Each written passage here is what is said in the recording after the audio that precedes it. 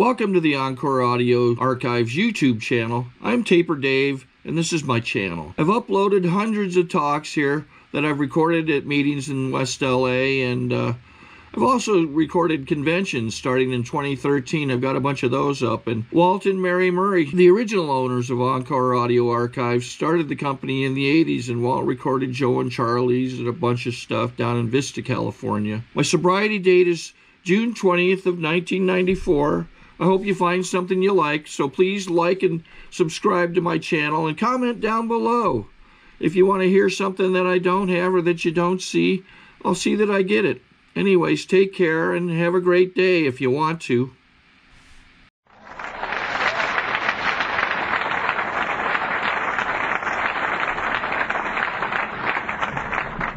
Thank you, Chris. Good morning, everybody. My name is Conway, and I'm an alcoholic. I'm also a physician, licensed to practice medicine and surgery in the state of Georgia. I'm married and the father of 5 wonderful children. And this is always the way that I like to start my talk. And if you will notice, the most important thing in my life, I said first, that I am an alcoholic. This is the way that I live my life. My disease of alcoholism comes before my home, it comes before my job, it comes before my family. Because I know that any time that I should ever forget that I'm an alcoholic, I would probably go back to what I was. I was the loneliest, the sickest, the sorriest, most miserable, frightened human being that you can imagine. But today, thanks to the love, the mercy of a kind and a forgiving God, the strength and the hope and love from people just like you, and the living program of Alcoholics Anonymous, I don't have to be ashamed of me anymore. I don't have to run, and I don't have to hide, and I don't have to lie, and I don't have to cheat. And this is the way I live my life today. And I live a life of joy, and I live a life of happiness. The joy of sobriety that one can only really find by living and practicing the principles of the program of Alcoholics Anonymous, or what I like to refer to as the rhythm of recovery. The rhythm of recovery. And that's what I'd like to talk about a little bit this morning, is the happiness, the joy of sobriety, the rhythm of recovery, and the love of you wonderful people. Before I get started into the story, though, I do want to remember my manners, since I'm referred to as a Southern gentleman. And I want to thank Bob and Kim and Chris, the other members of the committee, for putting on a fantastic conference. Let's give them all a big hand.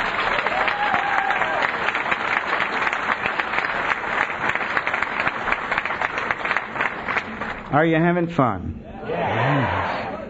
Great.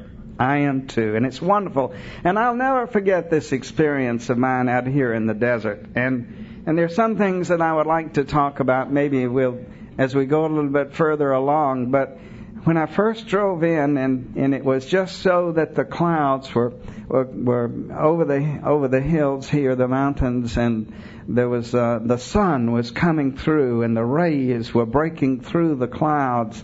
And I looked up and I looked into that, and I remember so well, as the psalmist was to say, I lifted up mine eyes unto the hills, from whence cometh my strength. The power of the universe is so awesome and so present. The power of the love of God is so present here in this room this morning.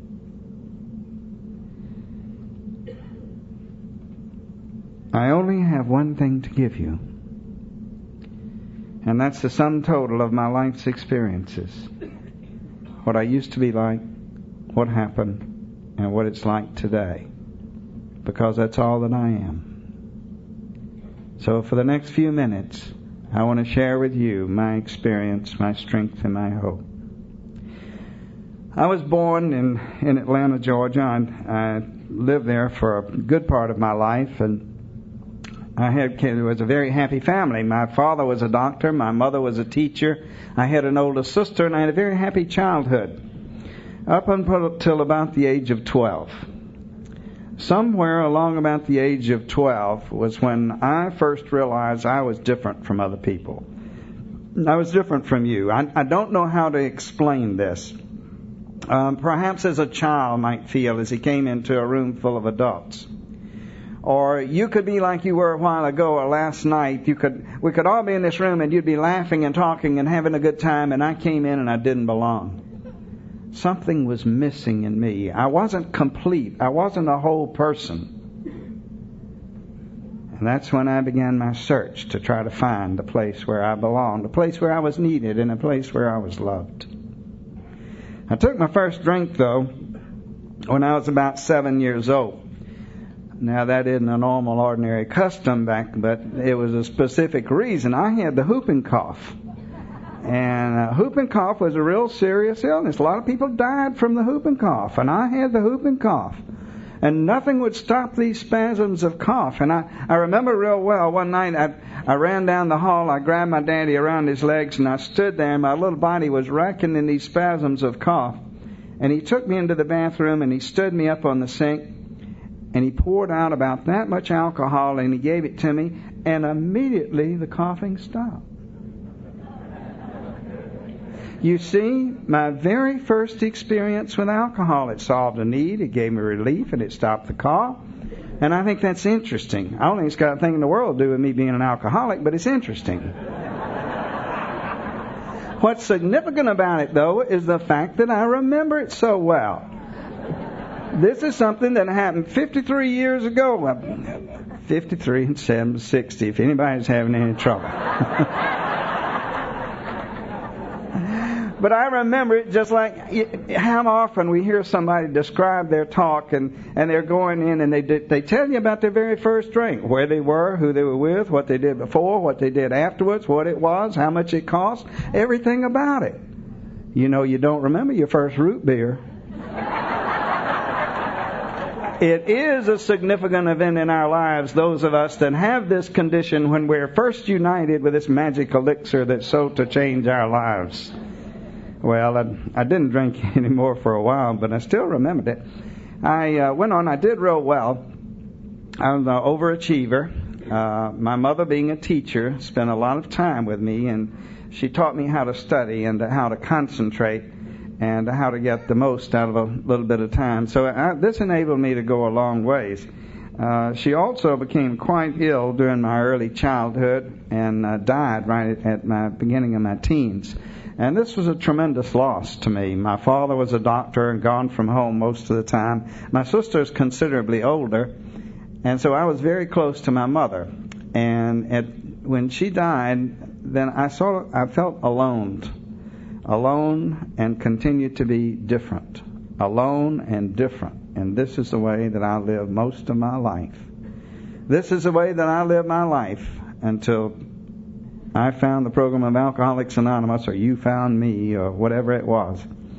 But anyhow, I did real well. I was an overachiever. I was usually at the top of the class, made good grades, all those sort of things. And there was no drinking in high school. Maybe there's a little teenage show-off type drinking and nothing to be concerned about. And then I went on and went to college. And then in college, I met the most beautiful girl in the world. She was the prettiest thing that you've ever seen. She had real dark skin and real black hair, and her eyes were real dark. They were so dark that you couldn't even see the pupils. And we fell in love, and it was a storybook romance. And after a while, we got married, and we had 2 children. Then she, too, contracted a chronic and a progressive illness, and first she went insane, and then she died. Another great loss, another great tragedy. I cannot say that this was a cause of my alcoholism, and neither do I mean to think to or imply that But I certainly began to drink more and more. By now I'd entered into medical school, and I'd accomplished one of the goals that I'd set out to accomplish. And I think that this is significant. And I began to drink more and more and more. And as a result of that, my grades dropped from the top of the class down to the bottom of the class, because alcohol was the most important thing in my life. I finally did graduate from medical school, and then I went to serve my internship and training at the city hospital. Now, the big city hospital in Atlanta is called Grady Hospital, and if there any of you have been to Atlanta, I know you'll remember the Gradys, as we called them. But the old Grady Hospital, they've got a new Grady Hospital now, but the new Grady Hospital is an old Grady Hospital. I'm talking about the old Grady Hospital. But here I finished medical school on June the 30th, and July the 1st they turned us loose on the people, and I'm a doctor. And I remember going to work that morning, and I'll tell you, it was just like being shot out of a gun. My life has never been... This was early wartime, and there was a tremendous shortage of everything, including doctors, and we only had 4 interns for that entire hospital, and it was a large city hospital. And as a result of that, we really worked. We worked 36 hours on and 12 hours off. And the time we worked, it was bookety the whole time. You know, operating room to the emergency room to ride in the ambulance, back to the ambulance to the delivery room to go set a bone in the orthopedic clinic. And I loved it. I loved it. You see, for the very first time in my life, I'm providing a service to mankind. Now, I wasn't much, but I was all they had, and they appreciated it. Also, when this 12 hours off came, I was so exhausted, the only thing I was interested in was finding a place to go to sleep. I stopped drinking, or practically stopped drinking. And I tell you this because I think it's important. I think that this is nothing in the world except a stopgap in my progression to the disease of active alcoholism as we know it today. It takes 2 things to make an alcoholic. One with a condition and alcohol, and you put the 2 together and you get the ism. I stopped drinking. Of course, we know that the process was continuing all during that time. Well, I finished my training there, my internship, and that was a real experience within itself, but we don't have any time to go into that. And then I went into my specialty, and I am a specialist.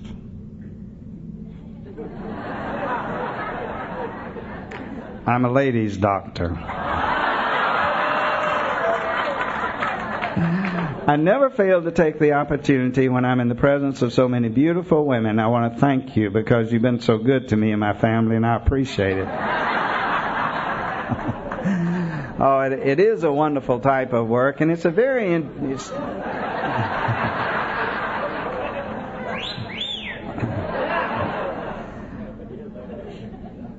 And for the next 5 years, I was the first assistant to the stork. But that too is really is an awesome experience, and because you're there, you're being present at birth and creation, and you become sort of a member of the family, and you're dealing with normal, healthy, and happy people, and it's a wonderful thing. This life, that when you see new life coming into existence, and I don't do that anymore, and I haven't for quite a few years. And the reason for that is I work in the field of chemical dependency, and I have for over 20 years now.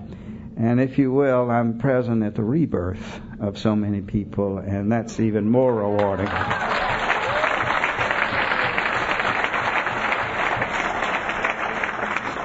Well, anyhow, I finished my training, I met one of the nurses, and I got married, and then I got drafted. But they don't really draft doctors. They send you a telegram and they say you better. And I knew what the alternative was, so I took them up on their offer, and they sent me out to Fort Sam Houston, Texas. And that's where they send all doctors to make soldiers out of them. But they didn't have any idea of making a soldier out of me or any of the others anyhow. So this was nothing in the world except a 6 weeks vacation with pay. And this pay thing was important because all those years I was there at the city hospital, all we got was $10 a month and all the milk we could drink, and that was it. But now I'm an officer and I'm a gentleman and I have a salary, and my whole world has just turned around. I remember driving out to Fort Sam and significant event, my friends. The shooting wars had all stopped. And everybody was celebrating the victories, and peacetime was here, and Fort Sam's known as a country club of the Army anyhow, and I remember when I pulled up there to Fort Sam, and I went in, and it was just wonderful, and I loved it. The nickel beer and the bingo games and the martini parties, and it was party time all the time. You ever had to wait for Miller time? It was Miller time any time, and you were right. It was a party, and I was right in the middle of it, and I loved it. And I love bands, and I love parades, and I love uniforms, and I'm a real patriot anyhow. And, I cry parades. I love it. And this is okay. And so I said, I have arrived. This is it. I guess about the best way for me to summarize my military experience, so I cut a lot of this short for you, is I know most of you have seen the motion picture or the television series called MASH. You've seen it? Well, it's all true. Now, don't get me wrong. There are a lot of hard-working, dedicated Army docs, and we worked hard, but we played hard, and we had a lot of fun. Well, I finished my training, and I received orders to go to Orleans, France. Now, I never got to Orleans, France. All my bags and baggage did, but I got all the way to Fort Dix, was issued new orders, sent back down to the Pentagon, and reassigned to Fort Eustis, Virginia, the transportation headquarters of the United States Army. Well, this was wonderful. I wasn't going to have to go anywhere, and I wasn't going to have to be separated from my children and everything. And I can remember driving down through that beautiful tidewater country there up in the Virginias and the Carolinas, and coming into Fort Eustis. And I pulled into the post there, and the MP stopped the car and asked me for my orders, and I gave them to them. They went back into the command post, and then they came back out and they lined up. And they gave me a real snappy salute. And I said, boy, this is a Class A outfit here. Unknown to me, the reason my orders was changed and I was reassigned to this post, the commanding general's wife was pregnant and expecting a baby. And I was the one responsible for this military emergency. From the moment I drove through those gates, I was the commanding general's wife's doctor. Wherever the commanding general went, commanding general's wife went, the little doctor went along too. We took the yacht out on the James River, commanding general's wife, commanding general's wife's doctor. We took the helicopters to New York, commanding general's wife, commanding general's wife's doctor. Wherever the commanding general and his lady went, the little doctor went too. Sort of like a mascot, That's a real swinging way to spend 2.5 years in the service. But I will tell you, she did finally have a nice baby boy, who I am sure someday will be a commanding general, just like his father and his grandfather. And this will have to go as my contribution to the defense of the United States. I really loved Army life, and anybody with an assignment like that would. And I probably would have stayed, except I wanted to come back and work with my father. My father, my friends, is my hero. And as far as I'm concerned, and he still is, and as far as I'm concerned, it's the greatest mortal man that has ever lived. And certainly the most important one in my life. He was the kindest and the gentlest, the greatest healer and the greatest teacher that I have ever known. First of all, I wanted to be a doctor like my daddy, and then I wanted to come back and work with him, and I did both. But now if you'll get the picture, here I am, a native son, and I've been to school there in the community. My father has a large practice, and I'm welcomed back home literally with open arms. And the members of the medical profession rolled out that red carpet and welcomed me back, and they gave me more assignments and more duties and more positions. And I was on this committee and that committee and on the board of trustees of the County Medical Society and all of this. My first year in practice, you see, and well, by now my ego was about out of sight anyhow, so I thought they were doing about what they should. All except my father. And my father was standing right behind me all the time, looking over my shoulder. Everything that I did, he'd be right there, and I'd turn around real fast, I'd bump into him. I'd go down to the hospital in the middle of the night. I wouldn't be down there 15 minutes before he'd be down there checking up on me. And I resented this. Here I was, a young hero returning from the wars, had the finest training the country ever had to offer, and he didn't trust me. And now my wife started having children. And I resented this. I resented these babies being born, interfering with my life and giving me duty and responsibility and obligations that I wasn't ready to assume. No, I resented these children for being born, and I resented her for having them. I guess I thought she did it all by herself. But you see now what I have done. I have turned away from the only two people that are really close to me. Alcoholics are perfect geniuses of building that wall that we hide behind and hurt the ones that we love and need the most. But at that time, I don't guess I thought I needed anybody. And I really don't think I knew what love was all about. Well, for the next period of time, and to try to shorten this up, I'll be just as candid and honest as I possibly can, that during the next 2 or 3 years is when I enter into the horror part of alcoholism. And I began to drink. First, I didn't drink the nights I was on call. Then I would go out and I would see the other doctors drinking. I said, if it's all right for them, it's all right for me. It is all right for them most of the time. Not that I recommend it, but it is. But you'd go out. The drill was you'd go out and go to have a couple of drinks, go to dinner, then go to either the hospital meeting or the medical society meeting, and then you'd go home. Well, I'd go out and have a couple of drinks. To heck with the meeting in the hospital. Let's go on with the drinking. Alcohol, once again, now is playing the dominant role in my life, and it's the most important factor in my life. There's absolutely no question in my mind that during this period of time, I cross over that invisible but completely irreversible line into the disease of active alcoholism. And once you go across that line, my friends, you never go back the other way. Once an alcoholic, always an alcoholic. Or as one of our friends back home says, once a cucumber becomes a pickle, you never go back to being a cucumber again. And I was well pickled. During this period of time, I did almost every horrible thing that you have ever heard of an alcoholic doing or having happened to. And I'm not proud of that. But I'm not ashamed of the fact that I'm an alcoholic. My children bear scars that will never be erased. But neither are they. I'm not any more ashamed of the fact that I have the disease of alcoholism than I would be if I had diabetes or hypertension or colitis or any one of another 30 or 40 other diseases that I could name there's no apparent cause for. I am not responsible for my illness. I didn't know what was wrong with me. But I am responsible for my recovery. Anybody who was living the life that I was living and doing the things that I was doing, something had to happen to, and it did. Monday morning, October the 1st, 1962, I had a massive heart attack. And I was taken to the hospital. For a while, they didn't know if I was going to live. I certainly didn't know if I would ever be able to work again. I became very depressed and very bitter.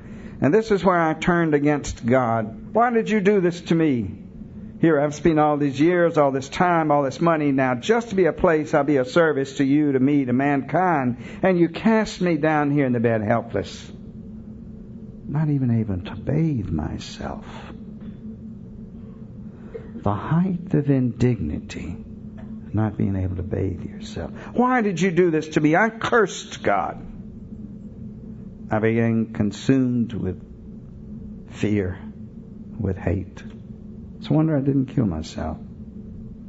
I left the hospital, though, and I went down to continue my recovery to live with my sister, who had moved from the big city down to a little island off the coast of Georgia called St. Simon's Island. I want to take just a minute or two to tell you about St. Simon's Island because it plays a very important part in my recovery then and now.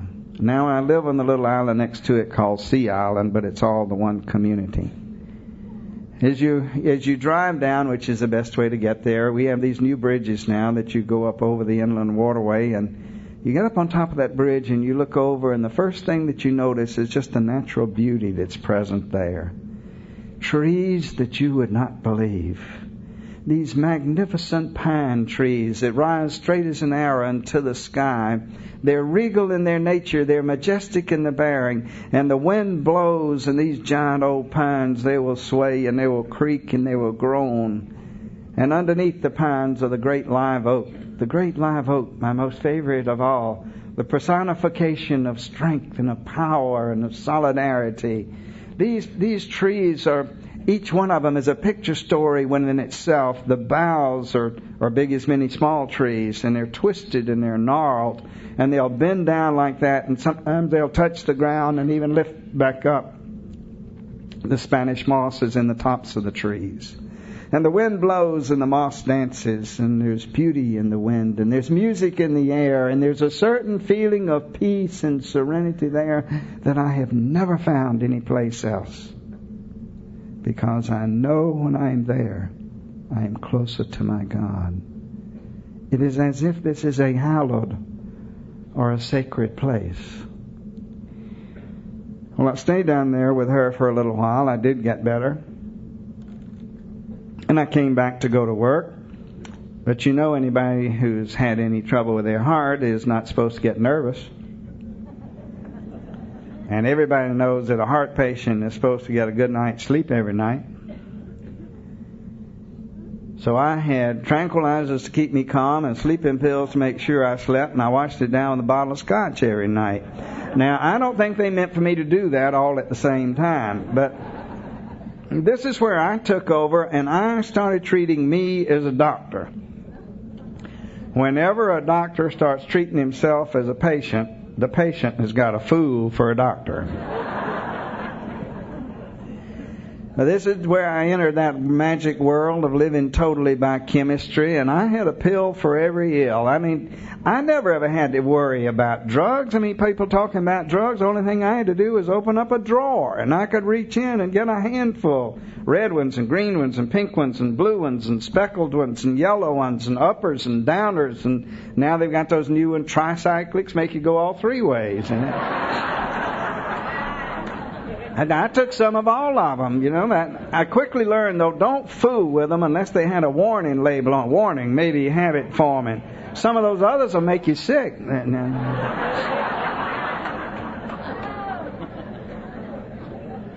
I do want to say a word or two about this, sort of off the record, but not really, because it's very much a part of my story and perhaps some of yours, is I feel very strongly about this phenomenon of cross-addiction and cross-tolerance. And I know I am a total addict.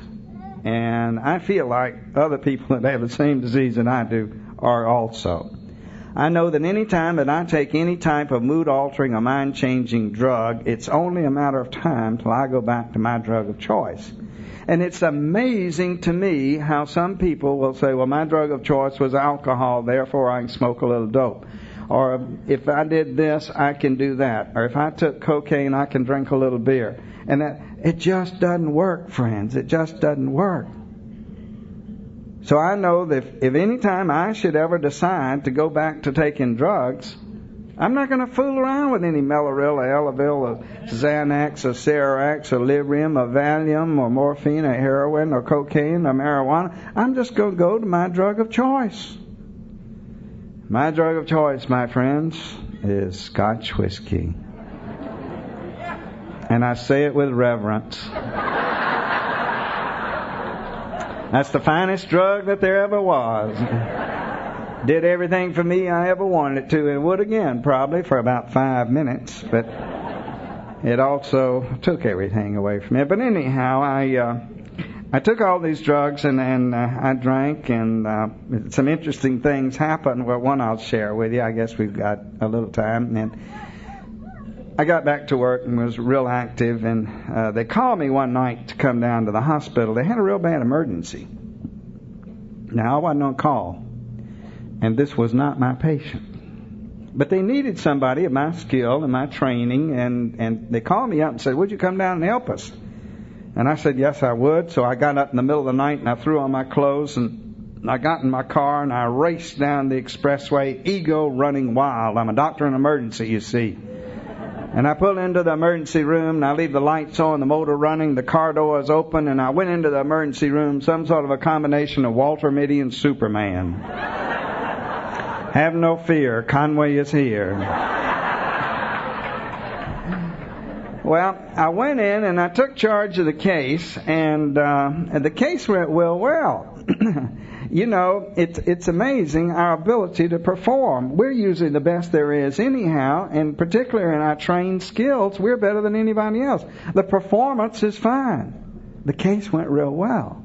And I would have been all right if I kept my mouth shut. No practicing alcoholic's going to keep his mouth shut. So I had to tell them how lucky they were to have me down there, and I did. Well, the next morning I came back to the hospital fully expecting a hero's welcome, and I didn't get that. And what I noticed, there were people standing around on the side, and they were whispering to each other. They were whispering to each other, and they were looking at me. You all have all seen these people, the one with the thin little lips and the beady eyes. They're gossipers, and they were looking at me, and they were talking, and as one of my friends, they were looking sort of slaunch-eyed at me. Whenever they're doing that, they're talking about you, and you know they're talking. You can feel it right here. And, well, they were talking about me, and I got called down to the administrator's office, told in no uncertain terms not to ever come back to that hospital under the influence. Well, I'd sobered up enough to where I knew to keep my mouth shut. I didn't say anything. I went out and I got in my car, and I was driving on over to the office, and I got to thinking about this. I really appreciate what Ken said last night. Thinking is the most dangerous thing an alcoholic can do. But as I got to thinking about this, I just got filled up with righteous indignation. Here I went down to the hospital in the middle of the night, and I saved that woman's life. And they're talking about those 2 or 3 little drinks I had. Well, I reached up under the seat. I got that bottle of hot vodka. If there are any of you that have not experienced the thrill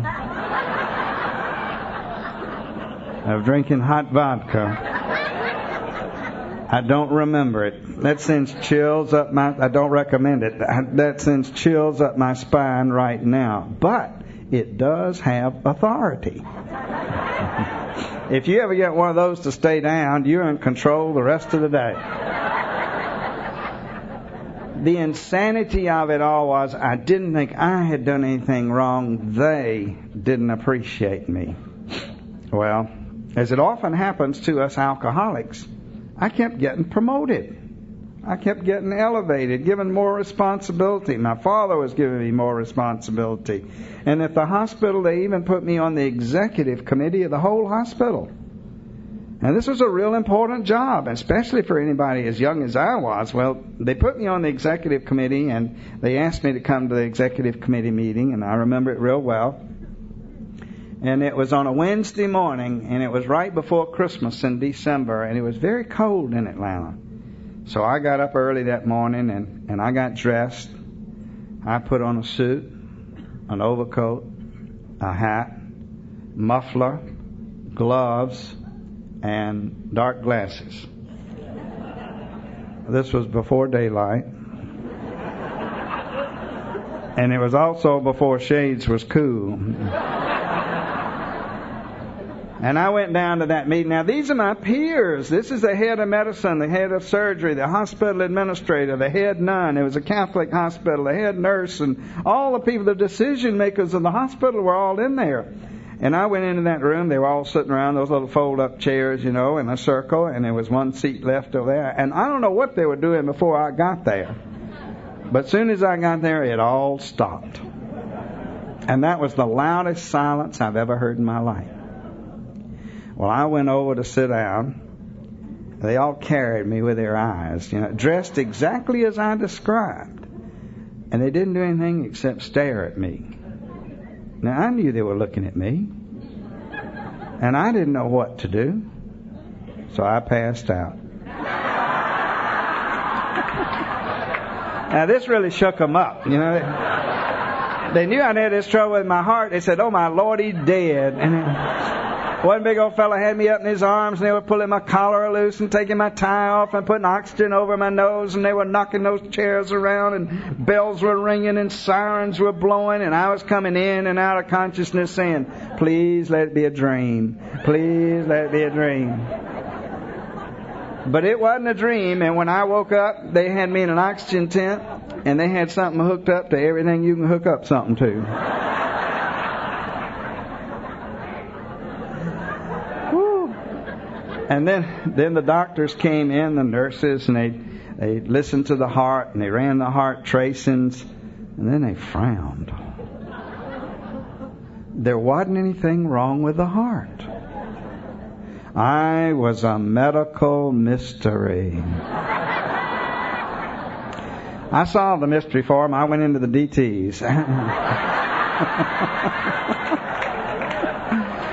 Oh, I heard things, saw things, and I was running up and down the corridor in that little gown they give you, you know, that doesn't quite. And it was me and the nurses and the orderlies and reindeers and Santa Claus and elves and that.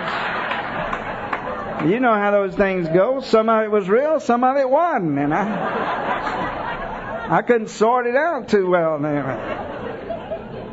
I woke up the next morning, though, and I knew that it was Christmas, so I started getting my clothes together to go home, and the nurse said, "What are you doing?" I said, "I'm going to go home, be with my children for Christmas." She said, "You can't do that." I said, "Yes, I can. This is a hospital and not a jail, and you can't keep me here." Well, they did the smartest thing that they could have done. In fact, the only intelligent thing, that whole hospitalization. They called my father. They said, "You got to come get it." Incidentally, my father was chief of staff at the hospital at this time. Said, "You got to come get him. We can't do anything with him. He's dangerous. He's disturbing the hospital." So on Christmas Day, my father came to take me to the local drunk hospital. Now, I remember entering this hospital, but I never remember leaving. Sometimes I reflect back on how he must have felt that day, taking his only son that he loved so much. But when I entered that hospital, and I use the term lightly, they did all the wrong things that you can do. They gave me more and more drugs. And this is where I lost my mind. I don't remember much about what happened there at all. The things I do remember, none of them were pleasant. I remember being stripped. I remember being held. I remember being manhandled. I remember being put on a big table with leather belts all across me and cuffed to the side of the table and locked in a room, and the room with no doorknob on the inside and a little peephole that every now and then somebody would come by and look at you. I remember being placed in the straitjacket. I remember the screams. I remember the pain in the back after the convulsions. One night the convulsions were so severe they called the nurse in charge and said, the nurse in charge called the doctor and said, "What must we do? We can't stop the convulsions." The reply was, "Let him die. He's a hopeless alcoholic. Let him die." That's not as calloused as it sounds, because they didn't know what to do for me. I remember the screams. There are even times now I wake up in the middle of the night. And may I never forget it. May I never forget it. Thank God we've got hospitals now. We have treatment centers that not only provide the proper medical care, but will follow the basic principles of the program that we are here today about, and will treat us with dignity. We are not second-class citizens. We have a disease. The disease is known as alcoholism, and we deserve good medical care.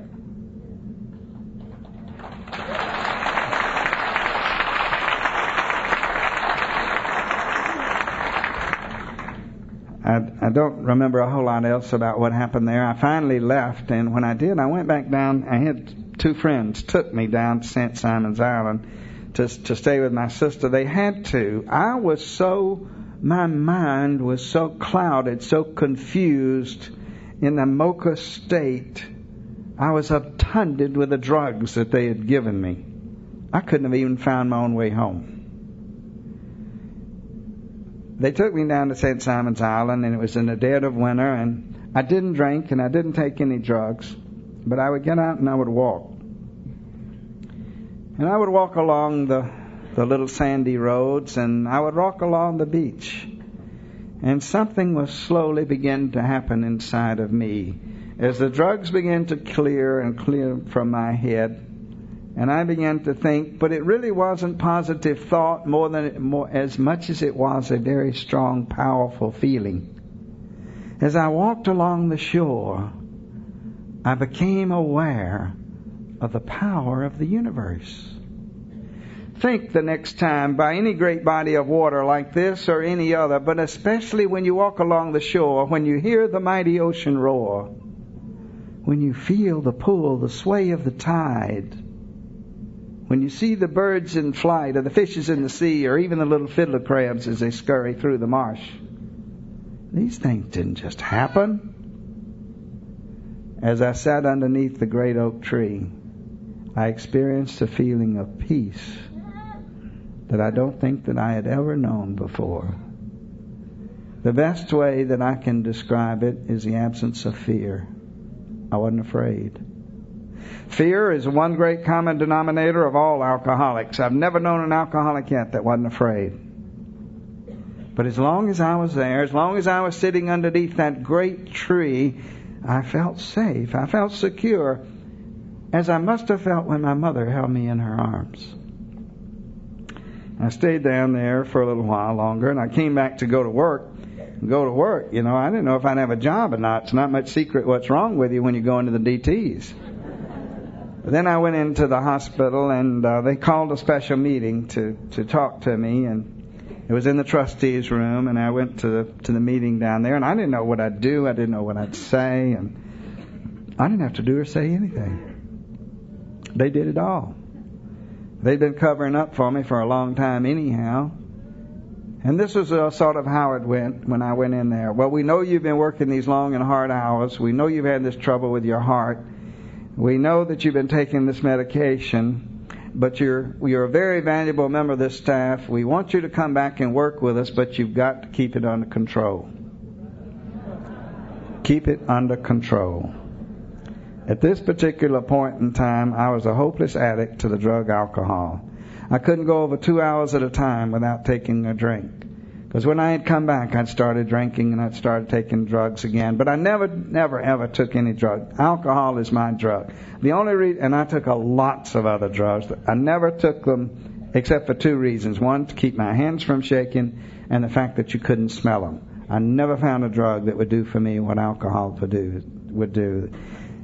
But anyhow, I was drinking. I was so dependent. I couldn't go over 2 hours without taking a drink, and this was round-the-clock drinking. This was the horror part of alcoholism, with the running and the hiding and the lying and the cheating, the living in fear, that feeling of doom and impending disaster. The next step that you take, you're going to fall off the cliff. Or the telephone rings and panic sets in. Who is it? They've caught up with you.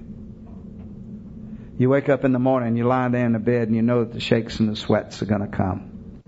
And you know it's only one thing will stop it, and you know that that's a drink, and you know that you've got to have it. Keep it under control.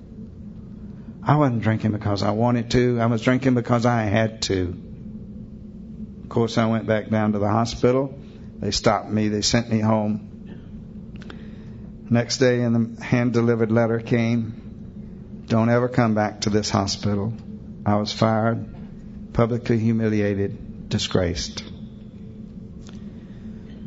Once again, I went back down to St. Simon's Island. I didn't ever drink and drug when I was down there. And I'm not really sure why. I certainly had every reason to, I guess.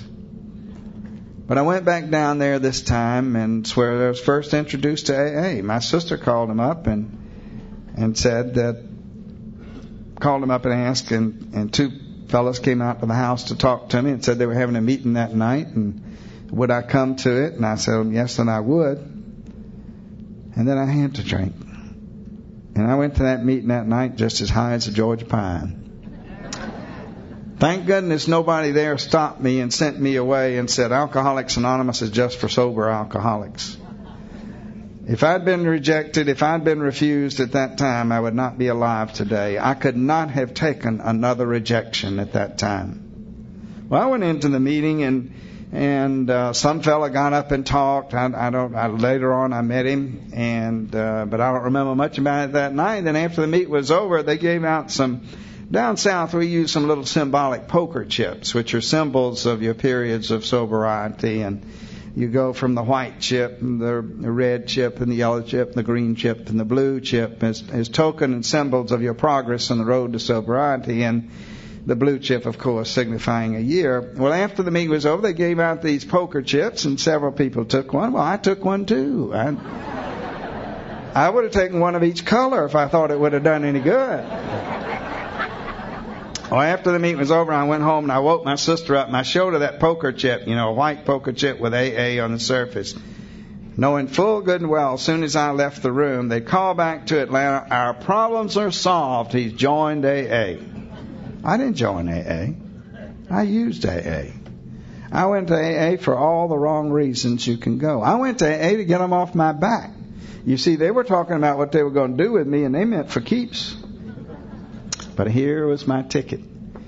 Well, I didn't drink anymore and I didn't drug. I went to a few more meetings, but the main thing that was happening to me was the stillness and the solitude and the walks by the water, standing on the bridge and watching the boat go out, and becoming aware of the infinite power of God. Oh, how I would have embraced that oak tree and said, give me some of your strength. I knew I didn't want to drink anymore, but I didn't know if I could live. I stayed down there a little while longer. I went to a few meetings. I came back to Atlanta. I continued to go to some meetings. Several people tried to help me. I wouldn't let you help me. I wouldn't let you see how miserable and how rotten it was inside. No, I don't need you.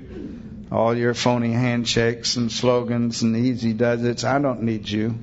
Well, I didn't really bother anybody much. My eyes crossed sometimes and I wobbled a little bit, but of course I didn't get any better. Finally, one night it was real bad, and this man came out to the house to talk to me, and he's a real big guy. He's my sponsor, and he still is my sponsor, and I can't say enough about sponsorship. I believe very strongly in it. But he came out to that house that night to talk to me, and he started taking my inventory, and we talked about all kinds of things that night. And he told me what I was doing wrong, and this is a program of honesty and so forth and so on. And I resented this. He's 6 feet 4 inches tall, 250 pounds. He's a marathon runner and a finger pointer. And I resented this, and I rose up all 5 feet, and I said, now listen here, you don't have any right to come in my house and talk to me this way. Here I am, a man with 2 college degrees, 2 cars in a carport, bank account in 2 different banks, an upstanding citizen and member of this community.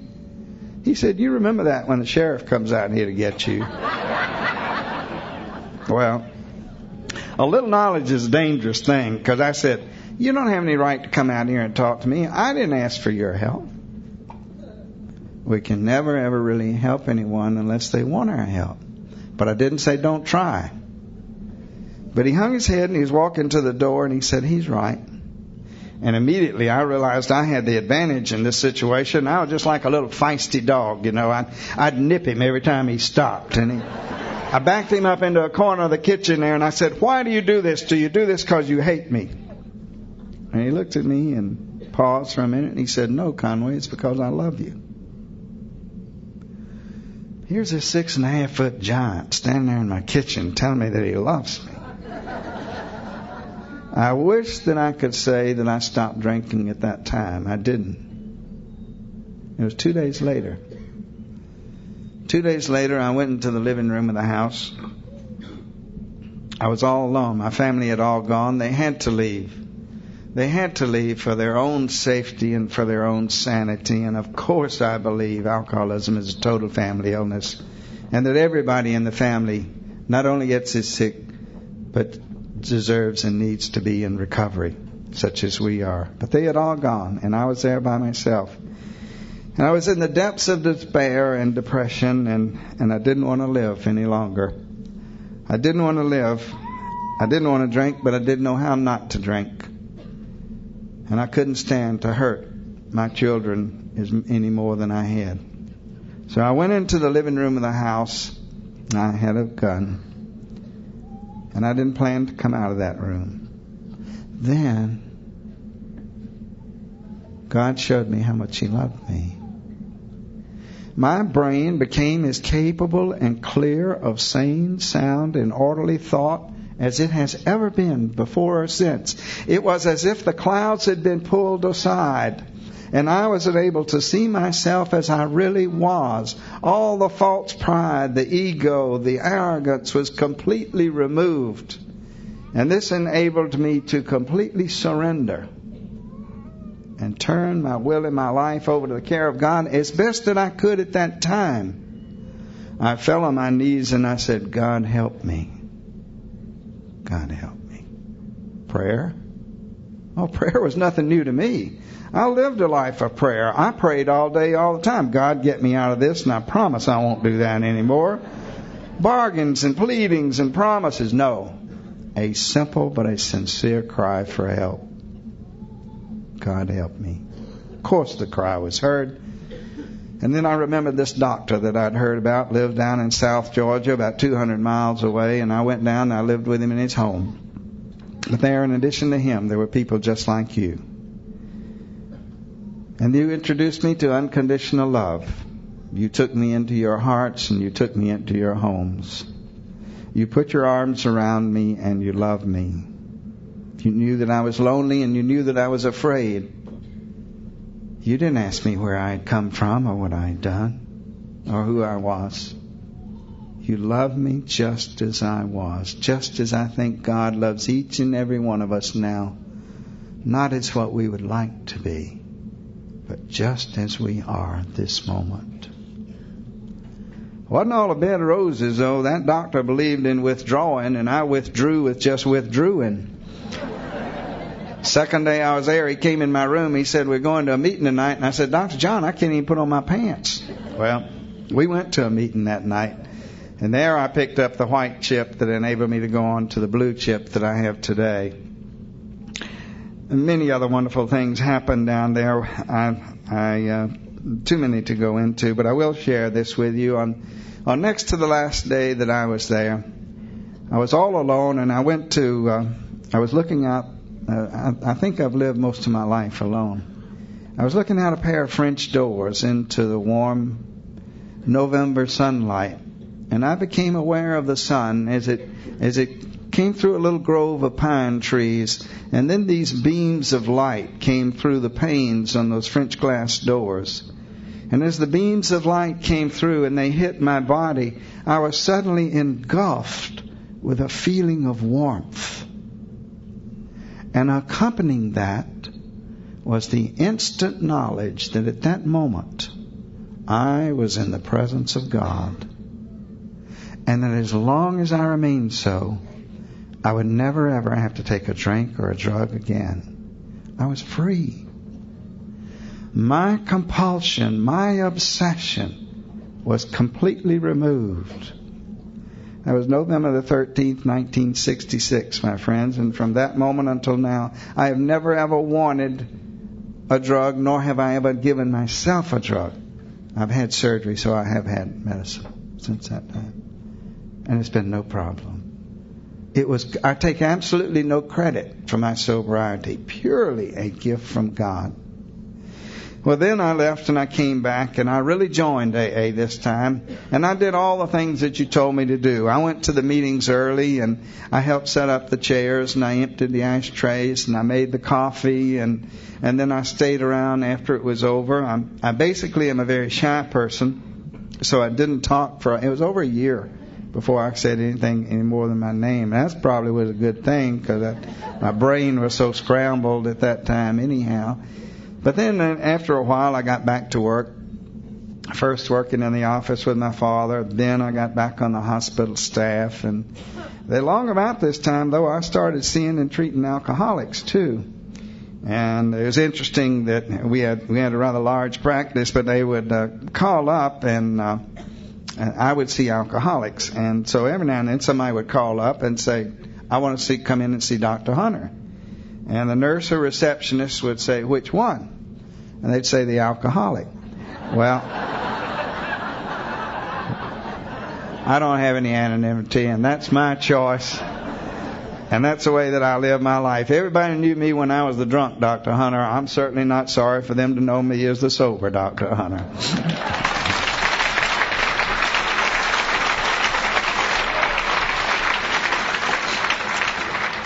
Well, anyhow, that's how I got involved in this. And interestingly enough, back as far as the hospital is concerned, it was within a year's time I was back a member of that executive committee that I passed out in that time. Later on, I was chairman of the board of trustees of the largest medical surgical hospital in the city, and very busy and very active, and not only in my trained specialty, but then also working in the field of chemical dependency. And it was I started a couple of hospitals, and we started treatment in the South, and people used to come to me because in the fellowship it was known that I was a recovered alcoholic. And also in the medical community, it was known that I was a recovered doctor. And both of these were just fine, and that's the way I like it, and that's the way that it still is. And as our hospitals were very successful. Later on, I was corporate medical director of one of the largest hospital chains that there is. And I've done conferences and seminars and workshops literally all over the world, both of a scientific nature, but the thing that I like to do the most. And usually when they ask me to speak at medical societies and meetings of this nature, they get a short version of what you're hearing today, because that's the one that they remember. But anyhow, I became very busy and very active. I was gone from home most of the time. I remember coming home late one Sunday afternoon, and my children were out in the yard playing catch. And I went out to talk to them, and I changed clothes, and I was going to a meeting. And they stopped their game, and they looked up at me, and they said, Dad, where are you going? I knew what they were thinking. Why don't you come out and play ball with us? We haven't seen you for a while. Come on out and be with us. Come share with us for a while, Dad. They didn't say that. They said, have a good time, Dad. Going to a meeting, Dad. I love you. See you in the morning, Dad. I got in my car and I drove on over to the meeting. But I had to stop because I realized what these children were telling me. These are the children that I had abused. These are the children that cried all night. These are the children, each one had that deep, dark secret inside. They couldn't tell you what happened in their house last night. These are the children that wouldn't have their friends come to the house. These are the children that cried all night. Have a good time, Dad. I love you, Dad. I'll see you in the morning, Dad. Why? He's going to an AA meeting and they've got a daddy now. They've got a daddy they not only love, they always loved me, but now they're proud of me. Never will forget. One day, I was standing in that same room, and I saw the school bus stop in front of the house, and saw my little girl jump down the steps. Now, she's about 7 years old and had a long blonde ponytail, and she's a real spunky little girl. She's a natural athlete. And, well, she never will be Miss America, but she is to me, you know. And she's a real happy child and never cries. But you know if it's yours, you can tell if something's wrong even at a distance. And I looked and I could see that something was wrong. And then I looked closer and I saw the little tears running down her face. And then I saw the wet blue spots on the little blue pinafore that she had on. And she ran up the hill and into the house, and she saw me, and she dropped her books and she sobbed. I comforted her as best that I could. And finally I said, Susan, what's wrong? And she looked up at me with those big blue eyes and said, Daddy, they called you a drunk all the way home on the school bus. She wrote me a letter not too long ago describing some things she was going through, and she started off that letter to the dearest dad in the world. She says, I am so very proud that you're my father. And I love you, Susan. Do you know what that means to me? The difference from the look in those eyes. I'm so proud that you're my father. But for the grace of God. Well, I continued to work, and Susan used to take care of me for a while. I lived alone, and she would come over and take care of the house, and we'd have this little thing going on, and I would go off somewhere to make a talk or something, or going to be gone, and she'd come up, and she doesn't mince words too much, and she'd put arms around me, and she'd say, do a good one, Dad, and thank him for giving me back my father.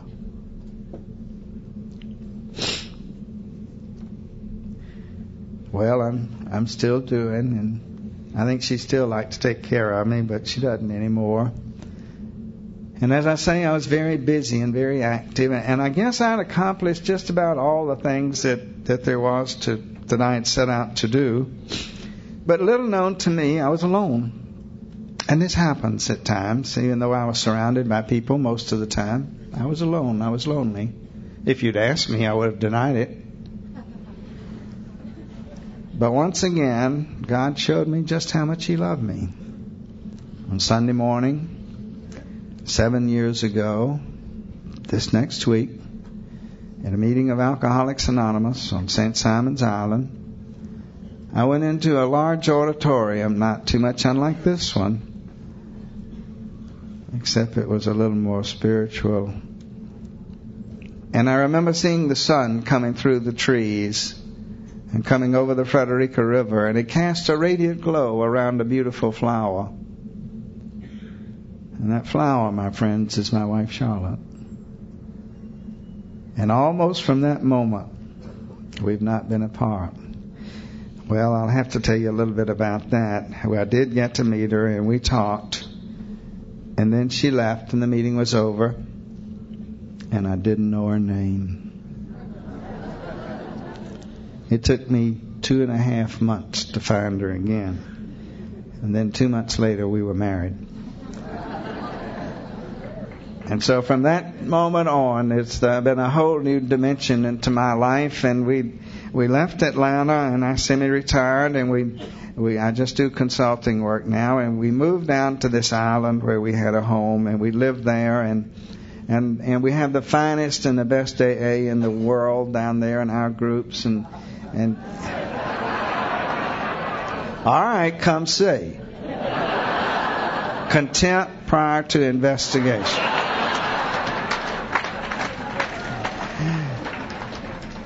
And we meet in the little tabby house down there, and it's one. Tonight's our meeting. I won't get home for it tonight. And we have men's meeting and women's meetings and all of these things, and it's just great. And we walk hand in hand as we share our experiences in the road of happy destiny together, and we do some wonderful things. And you know, golly, if somebody comes to me and said, is there any way in this world that you could appreciate life more than you do? And I said, no, I don't think so. And God showed me once again, He wasn't through with me.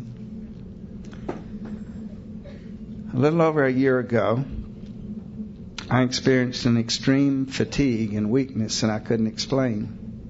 I did everything in the world to try to make it better. I would go on walks, and I would proper nutrition and all of this sort of thing, and rest, but I literally had no strength at all. So finally, the last resort, I went to see a doctor. When a doctor goes to see a doctor, my friends, it's serious. And I found out that I had a major coronary occlusion. And they said this was the story. I had over 95% occlusion of all the blood vessels of the heart. and I had to have surgery, and they were going to do it the next day. I said, no, you aren't. I'm not ready. So I left the hospital, and we went and we prayed and we cried, and the word got out from the hospital and from all over the country. Telegrams, letters, flowers from the members of the fellowship kept pouring in. And this enabled us, Charlotte and I, to take the third step once again. Because they told me that the surgery was of such a serious nature that there was no guarantee, and the percentages were not that great that I would survive the surgery. And I had to accept this, and also she had to accept living a life without me. And we did this. We turned our will and our life over the care of God, and from that moment on, from then, the sense of relief and understanding and of joy and of fulfillment and of protection was just unbelievable. I called up, we went into the hospital 2 days later for the surgery. And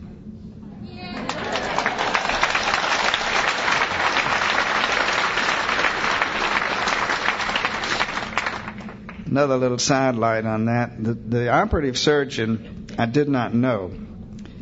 And a real good friend of mine who's a cardiologist there came to go down to the operating room with me. I had not met the operative surgeon. I knew the cardiologist, but not the operative surgeon. And he went down the operating with me that morning, and I guess I was sort of goofy from what they'd given me. I didn't make too much sense. But and I didn't know this until afterwards. But he stayed there in the observation room and was on hand the whole time. The operative surgeon, the anesthesiologist, the first assistant, and the man running the heart and lung machine were all recovered members of Alcoholics Anonymous.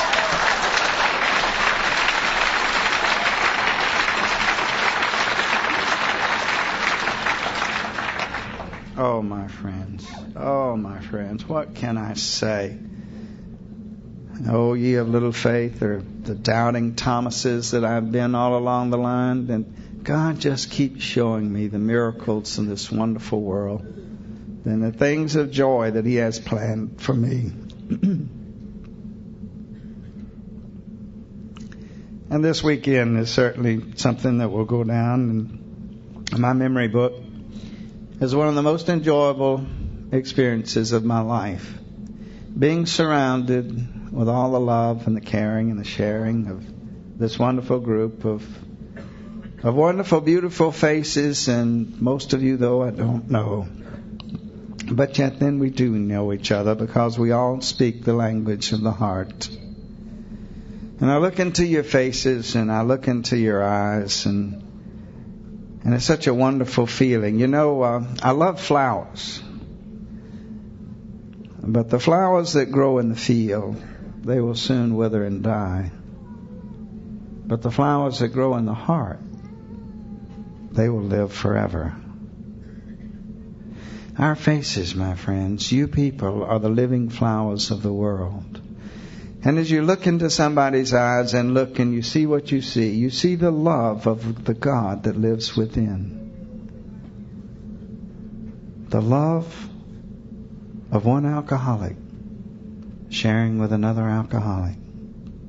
Love is the greatest healing power that there has ever been. Love conquers all. My life, my love, my sobriety is God's gift to me. What I do with my life, what you do with your life, is your gift back to God. Every morning that I wake up now, it's a whole new dimension of this one day at a time. And it's true for everybody. Today is my day. Many of you in here, like me, probably had more than a few chances where you could have met death. Almost all of us in here, at somewhere along the line, survived. We're all survivors. Every morning when I wake up, I have a choice. Not whether I'll drink or drug. Of course that's true. And there was a time when I didn't have that choice. But I can choose so many other things. The people I'm going to be with. And I choose to be with winners. I don't want to be around any negative people anymore. And I choose to be with sober people.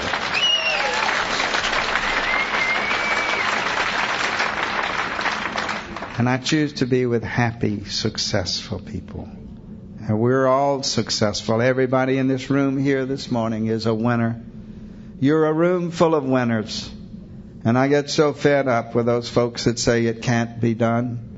I feel like telling them, well, let's get out of the way of the ones of us that are going to do it.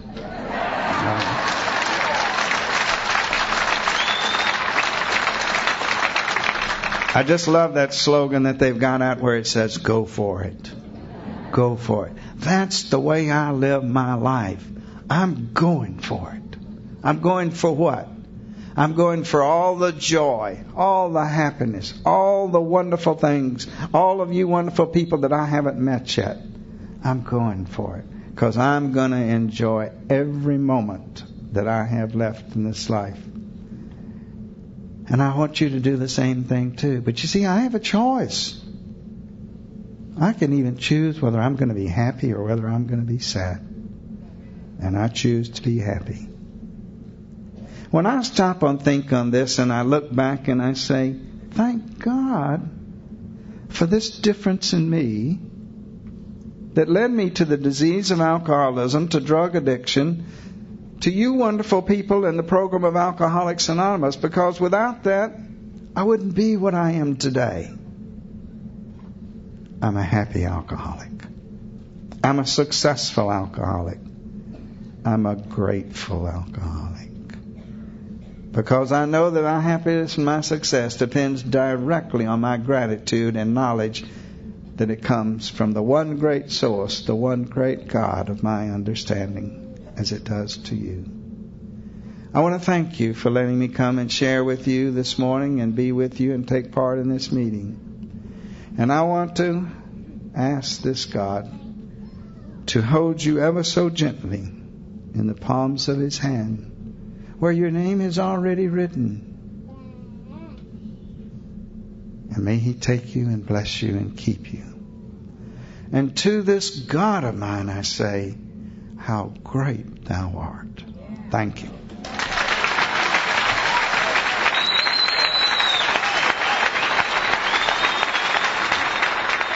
Sorry to interrupt your viewing. Taper Dave here. Just wanted to take a second to ask you to like and subscribe to my channel. Let me know if you like what you're listening. I've got some very good talks here, and this one's a great one. Just curious, do you think this is better than Zoom? Tell me what you think. Okay, this is how I prepare my drone for launching. I like to do it inside the cab of my truck so I'm not standing outside in the weather.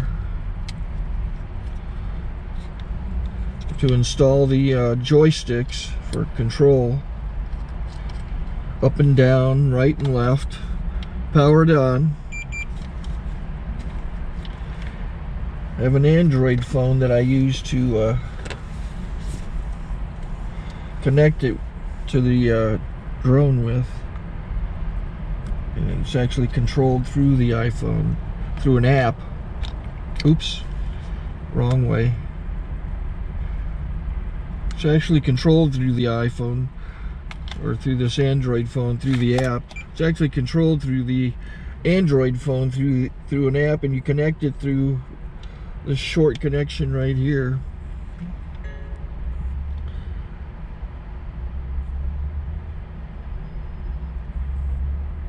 Remote control connected. Remote control's connected. So I pull out the drone. I have to extend the legs. Long legs extended first, then the short legs. Remove the gimbal protector. Set that aside, then power it on one short burst, then one long burst. I lay it down, So I have to go to calibrate. So the drone's not connected yet. Shows you here as this drone gets disconnected, even though the remote's powered on. So the drone has to establish it's connected. So I go into the app to calibration mode. First I'll calibrate the remote controller. Start calibration. Out, in, oop, out, in, up, down, and then this little wheel is to control the gimbal. So it's calibrated. Go to gimbal calibration, start calibration, and then it calibrates the gimbal. I don't know if that shows up. The gimbal's moving all over the place. Changes, you can see it on the video. And I'm calibrated to take off. It's acquired 7 satellites at the moment. There are 26 satellites up in the sky, which it has to acquire before you can take off. So it's connected. It's got enough satellites. This is white. I can go to press this little arrow button, swipe right to take off, and it would start the motors if I slid this to the right. But I'll wait till I get outside. Don't want to do it inside.